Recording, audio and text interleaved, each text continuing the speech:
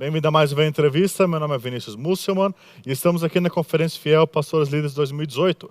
Tenho a alegria de entrevistar os nossos pretores, Felipe Fontes. Prazer estar com você, Vinícius. Nós temos falado sobre cosmovisão neste ano, só que a pergunta que precisa vir antes de tudo é o que é cosmovisão?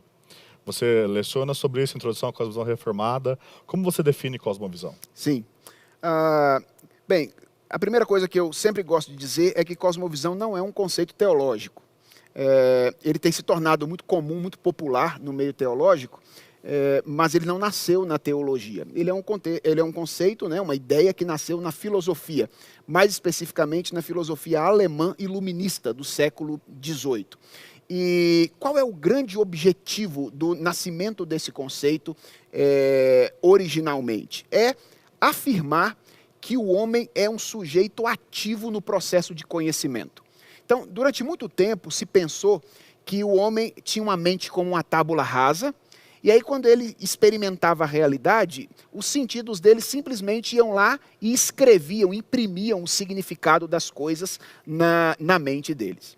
Mas a pergunta que não quer calar, se isso for verdade, é a seguinte: por que indivíduos diferentes observam coisas semelhantes e chegam a conclusões diferentes sobre as mesmas coisas? Ou seja, nós dois somos duas pessoas diferentes, e aí nós estamos diante de um fato. Eu posso interpretar esse fato de uma forma, você pode interpretar aquele fato de uma forma diferente. Ora, se nós estamos diante do mesmo fato, e nós temos ambos uma tábula rasa na mente, e nos aproximamos do fato através dos mesmos sentidos, nós deveríamos ter a mesma conclusão acerca do fato. A pergunta é, por que nós não temos? Porque a nossa relação entre nós e o mundo, ela não é imediata. Tem alguma coisa entre nós e o mundo que determina a maneira como nós nos relacionamos com ele. O que é esse negócio? É isso aí que as pessoas chamam de cosmovisão. Bem, a partir da origem dessa ideia, muita gente vai dizer o que é que constitui isso e etc. Então, de maneira geral, nós poderíamos dizer que uma cosmovisão é composta de um conjunto de crenças fundamentais, ou de um conjunto de crenças básicas. Tem algumas coisas que nós acreditamos sobre a vida que elas são determinantes para a maneira como nós compreendemos a vida de modo geral. Nem toda crença que a gente tem é semelhante em termos de importância. Por exemplo, alguém pode achar que sorvete de morango é mais gostoso que sorvete de chocolate. Isso não influencia tanto na maneira como ele vive. É diferente, por exemplo, quando você diz eu sou o produto de um ato criador divino, ou eu sou um produto de relações físico-químicas aleatórias. A crença sobre a questão das origens é muito diferente em relação à crença da preferência de um sabor de um sorvete. Uma coisa tem muito mais implicações do que a outra. Essa é uma crença básica, essa não é uma crença básica. Então, a nossa cosmovisão ela é formada por esse conjunto de crenças básicas que determinam a maneira como nós interpretamos o mundo. Então, algumas coisas que constituem nossa cosmovisão. Quem é Deus? Ou Deus existe? Essa é uma pergunta fundamental. Se Deus existe, quem é esse Deus? Como é que o mundo veio a existir? Por que nós estamos aqui? Qual é a razão da nossa existência? O que acontece depois que a vida acaba? O que há depois da morte?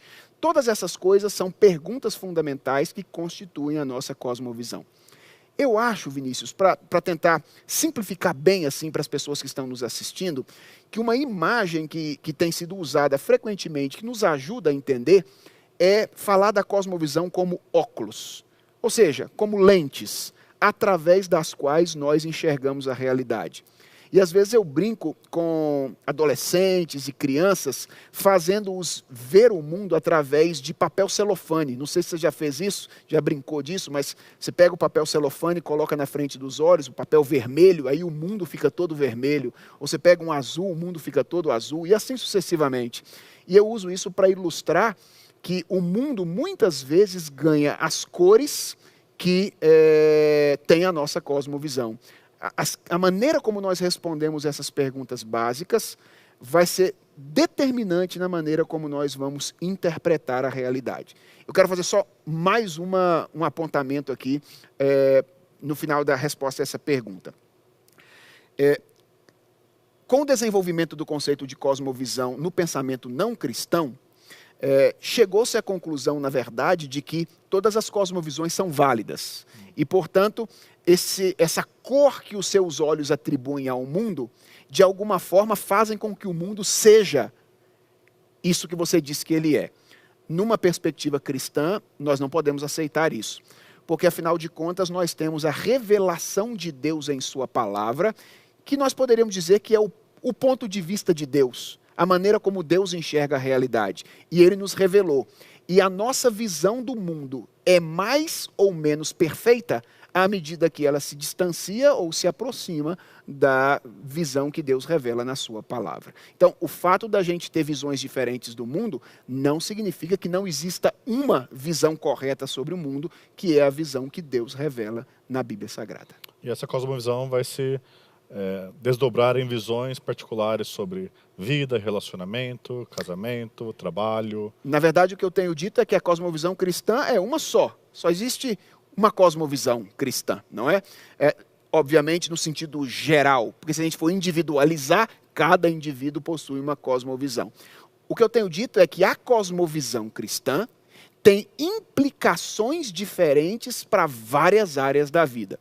Então, você pode pensar em implicações da cosmovisão cristã para o trabalho, implicações da cosmovisão para a ética, implicações da cosmovisão cristã para a sexualidade. Mas a cosmovisão cristã é, obviamente, uma só, que pode ser articulada de maneiras diferentes. A mais comum é a articulação em uma grande narrativa, não é? Uma grande história composta de 4 grandes movimentos: criação, queda, redenção e consumação.